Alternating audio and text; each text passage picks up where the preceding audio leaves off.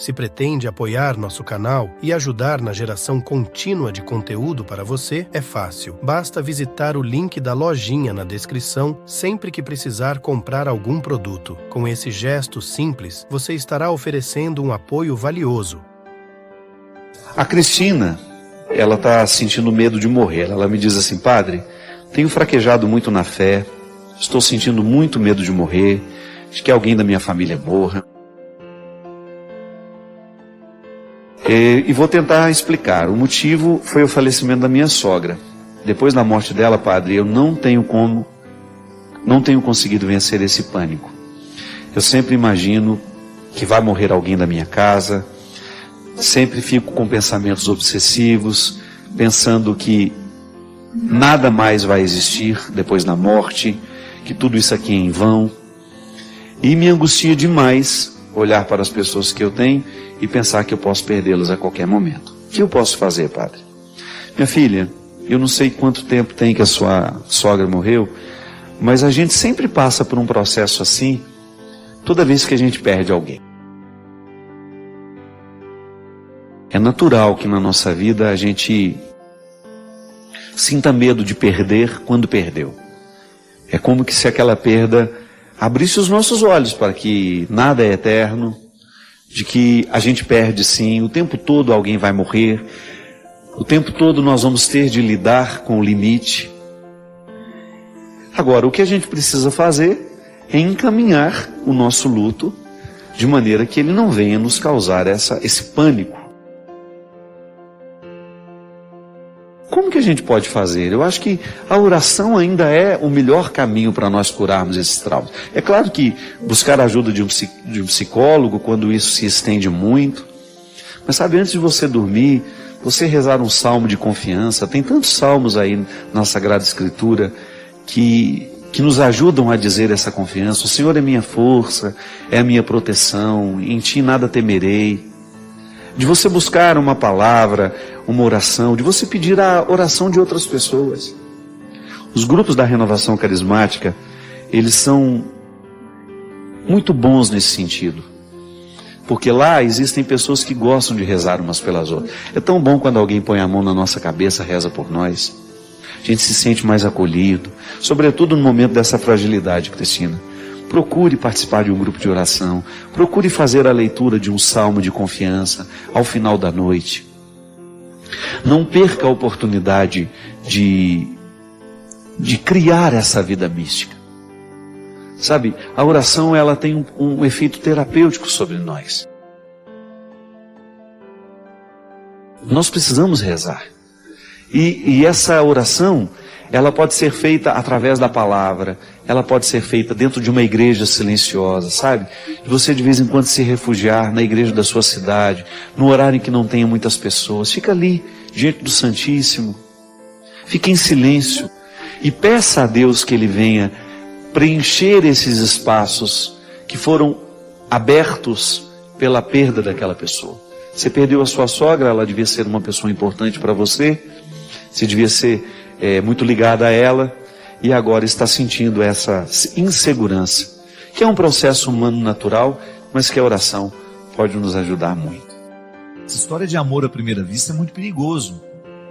O amor ele tem que ser processual, porque quando você fala que se apaixonou e que foi amor à primeira vista, você corre o risco de estar apaixonado não pelo que o outro é, mas por aquilo que você gostaria que ele fosse. Quantas pessoas, minha gente, eu já vi vivendo essa prisão. Eu não sou o que ela gostaria que eu fosse, mas ela quer tanto que eu seja que eu estou fazendo esforço para ser. Aí dura aí uns 2, 3, 4 anos até que todas as máscaras caem por terra. O verdadeiro amor é aquele que vai sendo descoberto à medida em que defeitos e qualidades são colocados à mesa.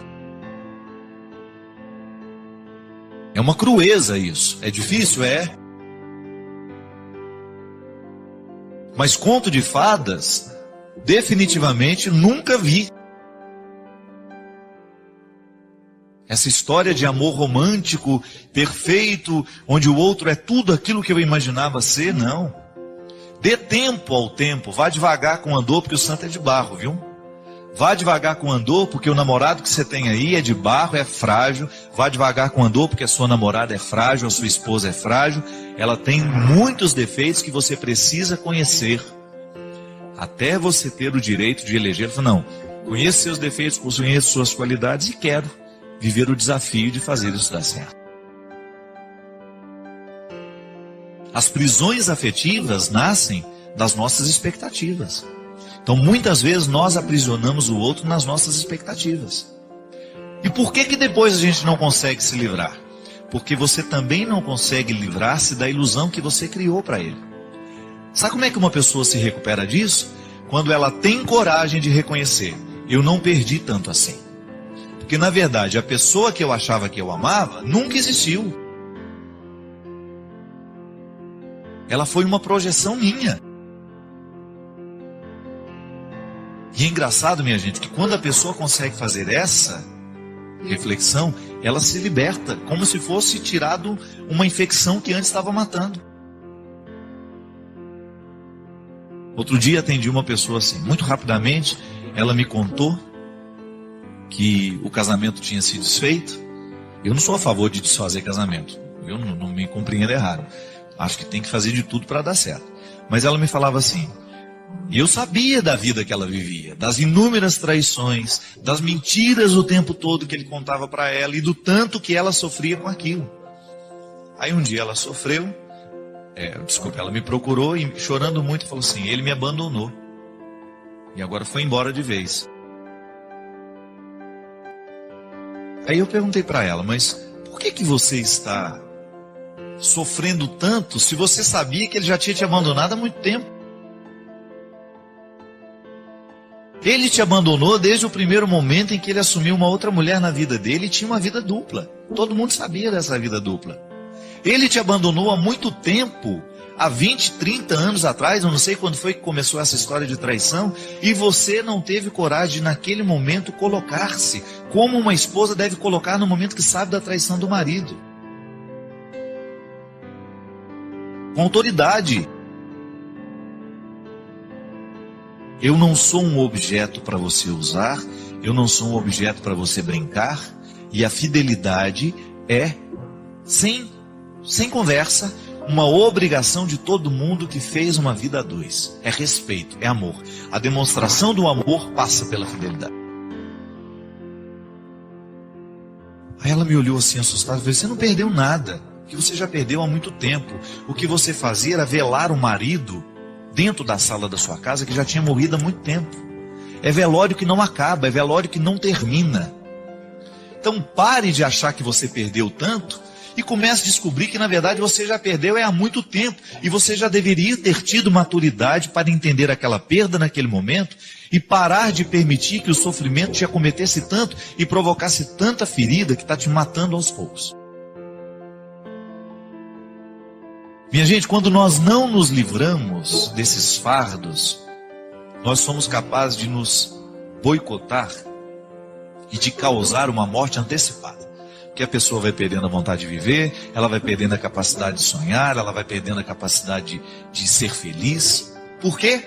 Porque um dia se amarrou numa ilusão e permitiu que aquela ilusão tornasse o centro de sua vida. Agora, ela não queria ver isso.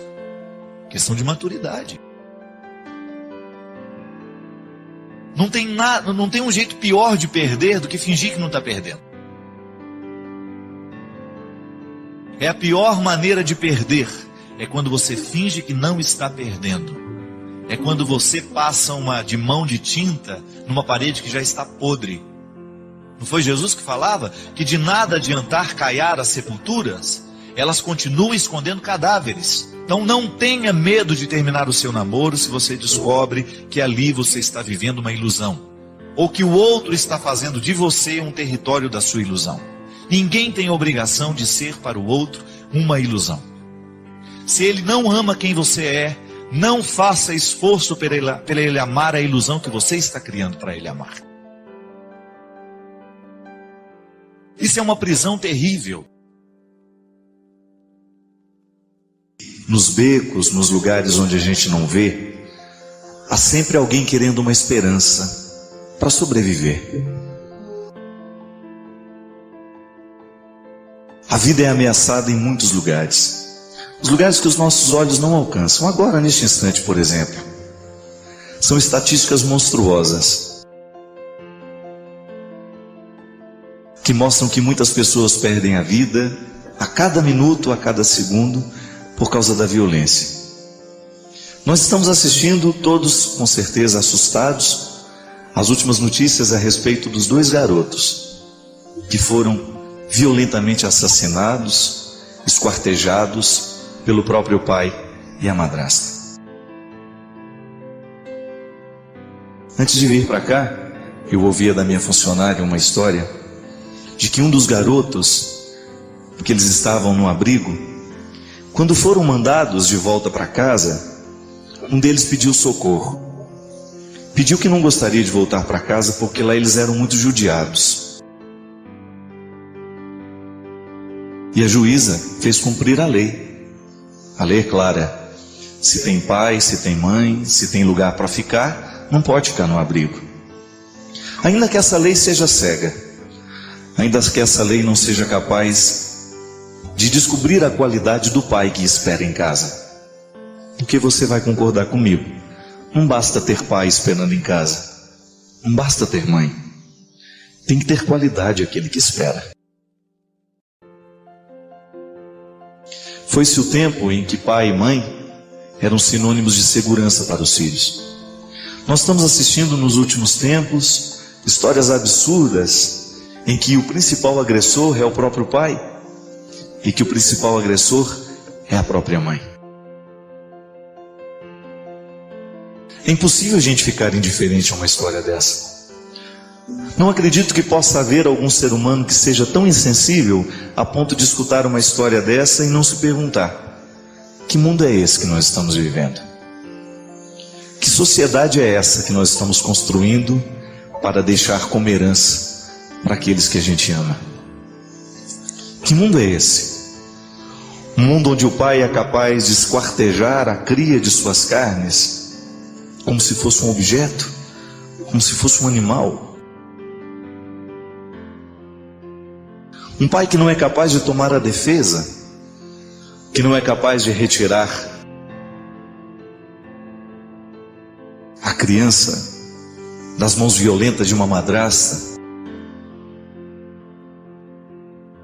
ou de alguém que não seja capaz de escutar o grito, de alguém que não seja capaz de se sensibilizar diante do sofrimento de alguém que é violentamente agredido. Eu fico pensando, minha gente, que essa dosagem imensa de violência que toma conta dos nossos noticiários nessa semana, ela de alguma forma nos atinge, ainda que sejam em porções menores. Você também espera seu filho em casa. E eu não sei o que você significa na vida do seu filho. Eu não sei o que você significa na vida dos seus. Eu não sei qual é o papel que você representa na vida daquele que você trouxe ao mundo. Um alerta fica para todos nós. Um alerta fica para cada pessoa de bem que não fica indiferente à morte dessas 2 crianças. Que nós precisamos fazer alguma coisa. Que nós precisamos nos mobilizar para que esse mundo se transforme, para que esse mundo fique melhor, para que esse mundo não continue sendo palco de tantas atrocidades. Essa vida, ela precisa ser cuidada nas pequenas coisas. Essa vida que está aqui agora, é como um dom que nós recebemos. Nós precisamos escolher melhor o que a gente traz para ela.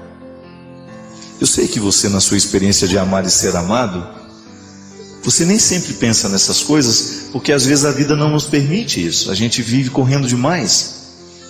Mas seria bom que se você parasse e olhasse hoje os seus filhos, aquele que você trouxe ao mundo, e que você pensasse a sua qualidade de pai, a sua qualidade de mãe, a sua qualidade de ser humano.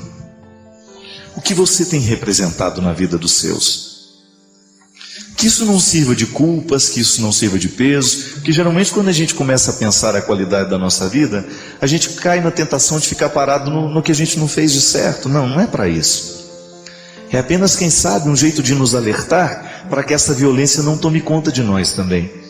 Porque às vezes a gente não é capaz de gestos grosseiros e grandes como esse. Pode ser que a gente não seja capaz de esquartejar um filho, mas pode ser que pequenas violências também sejam cometidas dentro de nós, dentro da nossa casa. Um jeito estranho de amar, um jeito estranho de ter as pessoas do nosso lado, e que, quem sabe, diante da tragédia dessas duas crianças, isso poderia mudar um pouco o nosso jeito de olhar para as coisas. Pudesse, quem sabe, modificar o jeito como nós olhamos para as pessoas que nós amamos, o jeito como nós olhamos para os filhos que nós colocamos no mundo, o jeito como nós olhamos para a nossa casa, para a nossa família, para tudo aquilo que a gente é, para tudo aquilo que a gente ama. Coisas ruins acontecem com pessoas boas, coisas boas acontecem com pessoas ruins, e na hora que acontece, os bons precisam recrutar todos os elementos que o tornam bom, que os tornam bons, para que eles tenham condições de compreender a vida. Para a gente parar de chorar, sabe, o leite derramado, para a gente começar a olhar a vida com um pouco mais de coragem, com um pouco mais de exposição, com um pouco mais de maturidade. Até quando alguém morre na nossa vida, se a gente não se liberta para compreender a perda, a gente não organiza o luto nunca. A gente vai ficar amarrado aos nossos cadáveres 10, 20, 30 anos. Inclusive a gente até vive alguns aprendizados que só a perda de alguém muito essencial na nossa vida nos ensina. Uma delas é aquilo que o poeta Mia Couto, o escritor moçambicano, fala de maneira tão interessante. O morto amado, ele nunca para de morrer. Todos os dias você tem de conviver com aquela morte. Está vendo? É assim. Eu preciso entender que para eu chegar ao contexto dessa libertação, de ser capaz de organizar esse luto, eu terei que matar os meus fantasmas diariamente, eu terei que administrar a notícia novamente. Morreu, não existe mais. E buscar os recursos que a vida pode me oferecer para que eu tenha condições de chegar a essa superação. Deus nos amadurece para que a gente tenha condições de compreender esse refrão, que o verso tem reverso, que o direito tem um avesso, que o de graça tem seu preço, que a vida tem contrários. Mas mesmo nesses contrários, a gente pode ser muito, muito, muito harmonioso. E que a grandeza de uma alma depende justamente da capacidade que essa alma tem de reconciliar os contrários dentro de si. Então a liberdade interior me ajuda a fazer isso. Me ajuda a dar a Deus, me ajuda a perder. Quantas coisas eu já perdi na minha vida? Quantas pessoas eu já perdi na minha vida? Tem gente que tem ciúme do carro e fica bravíssimo, perde todo o equilíbrio quando fica sabendo que alguém usou o carro dele. Ou quando teve um risquinho ali, ele perde a paz, ele não dorme. Nós nos apegamos a situações, nós nos apegamos a pessoas, nós nos apegamos a status, nós nos apegamos até à imagem que temos. Tem gente que não aceita o processo do envelhecimento porque tem um apego à imagem que tinha na juventude. Falta de liberdade interior nos faz ficar cada vez mais apegados. O que é o ciúme? É um apego desordenado a uma pessoa, a uma situação, a um objeto. Esse feliz para sempre, ele existe desde que você compreenda este feliz para sempre como uma luta diária para que o contentamento de estar um com o outro nasça da luta, do empenho de fazer essa relação dar certo. Nós não temos o direito de pegar os contos de fadas e trazê-los para a nossa vida, como se nós tivéssemos a obrigação de desempenhar os mesmos papéis daqueles que estão escritos na literatura. Não. A palavra de São Paulo em Gálatas nos fala de maneira brilhante, de maneira primorosa. É para sermos verdadeiramente livres que Cristo nos libertou. Permanecei, pois, firmes e não vos deixeis sujeitar de novo ao jugo da escravidão. Olha como o processo não termina no momento em que nós ficamos livres. Eu, ao ser libertado, ao dar um passo na direção da minha liberdade interior, eu preciso zelar para que as situações não venham me oprimir novamente. Porque todas as estruturas que nos escravizam continuam. Eu me lembro quando a minha irmã morreu, meu Deus do céu. Eu pensei que eu nunca mais seria capaz de me alegrar com alguma coisa. Tamanha era a profundidade daquela dor. Eu vendo a minha mãe sepultar a minha irmã, eu fiquei pensando, eu acho que a minha mãe nunca mais será capaz de sorrir, de se alegrar por alguma situação. Mas ela, envolvida pela graça de Deus, foi aos poucos se restabelecendo. E você que conhece a dona Ana sabe como essa mulher não se economiza nas alegrias, né? Sem objetivos, um ser humano não vai longe. Mas o objetivo é sempre um fator que está ligado a um ideal. Eu quero isso para mim. Mas o que eu reconheço hoje ainda não me dá condições de viver a realização desse objetivo. Então aí você vai se colocar, se equalizar no tempo do empenho. Mas que as suas metas, elas não desconsiderem o seu processo atual. Eu não posso ter uma meta que desconsidere o que eu sou. Eu preciso amarrar as minhas metas à minha realidade. E na realidade eu sempre posso interferir. Mas eu acho que é o tempo. O tempo é maravilhoso e ele é pai da verdade em tudo, mostra tudo. Nada disfarçado dura, né? O tempo mostra os nossos excessos, né? Ele desmente as nossas mentiras. Ele é danado. Você que nos acompanha em casa talvez esteja se identificando um pouco com essa conversa, porque também você, nas instâncias da sua vida, se sente também muitas vezes prisioneiro dos seus sentimentos mesquinhos, daquilo que há de mais primitivo em você. Essa oportunidade que a gente tem aqui de lembrar, de recordar que o cristianismo é o convite diário de nós acessarmos essas dimensões primitivas. E é por isso, minha gente, que eu gosto de frisar sempre que o contexto da religião tem de ser o contexto do amadurecimento humano. Nós não podemos dobrar os nossos joelhos no chão para rezar a Deus, esquecendo as nossas causas. Nós não temos o direito de viver uma mística que nos aliene, que nos impeça ou que nos prive de pensar as questões humanas. Nós não temos o direito de viver um relacionamento com Deus que não nos coloque na obrigação diária de olhar para aquilo que nós estamos vivendo, para aquilo que nós estamos escolhendo, para aquilo que nós estamos pensando. E dar uma limpada nesses excessos, né? A força do Evangelho, a libertação que ele provoca em nós, é justamente para que a gente tenha condições de superar as nossas mazelas, ir ao encontro dos que precisam de nós, estabelecer com eles comunhão, ainda que eles continuem diferentes de nós. Cada um assume a regra que escolheu para viver. E eu fico percebendo, Ziza, que às vezes nós ainda estamos tão distantes da proposta cristã, dessa fraternidade, justamente porque não somos livres.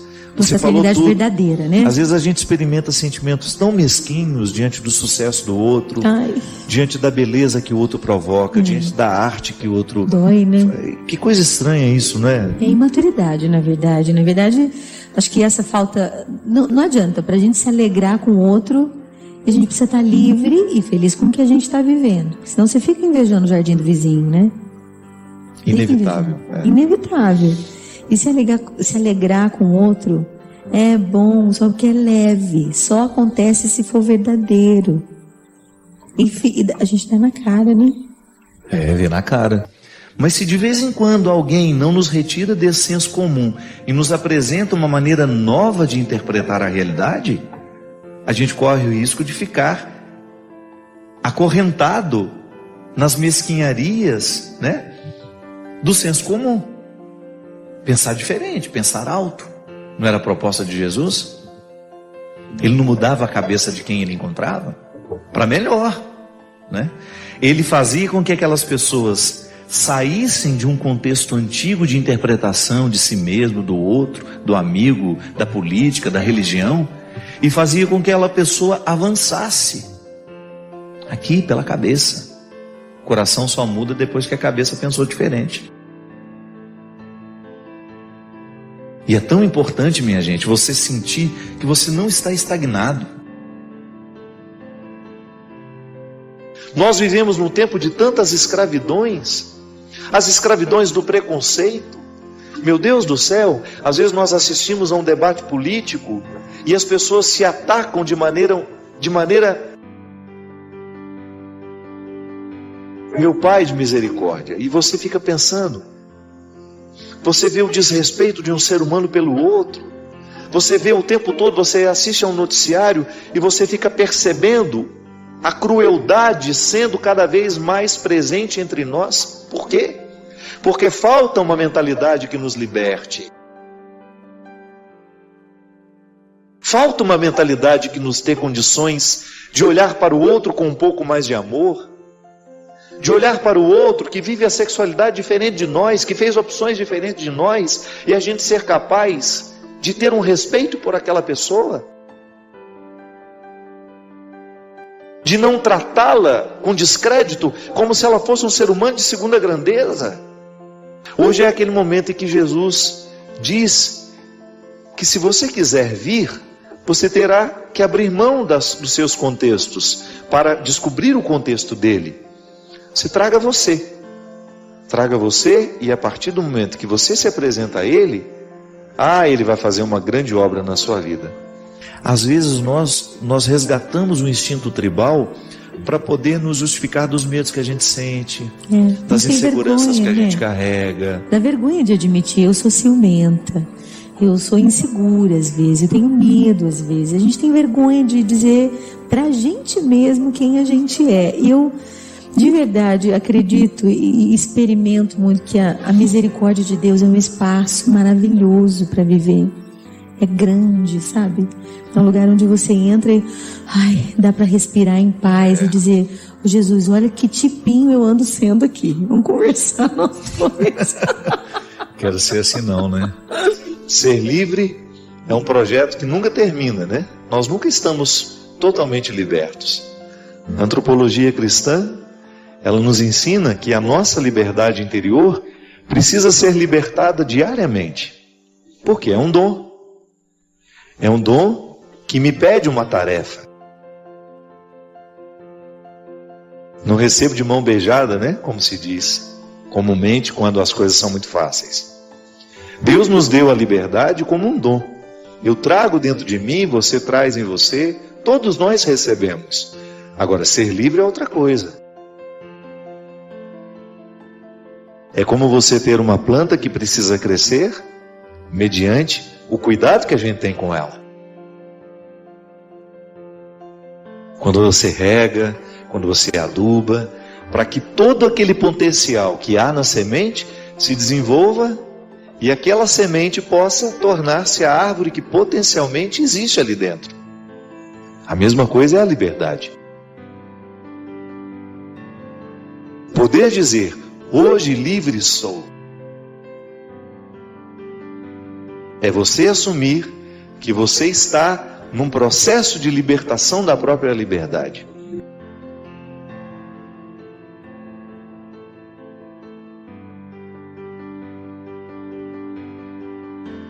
Senhor, nós vos rogamos humildemente por todos que ouviram esta mensagem.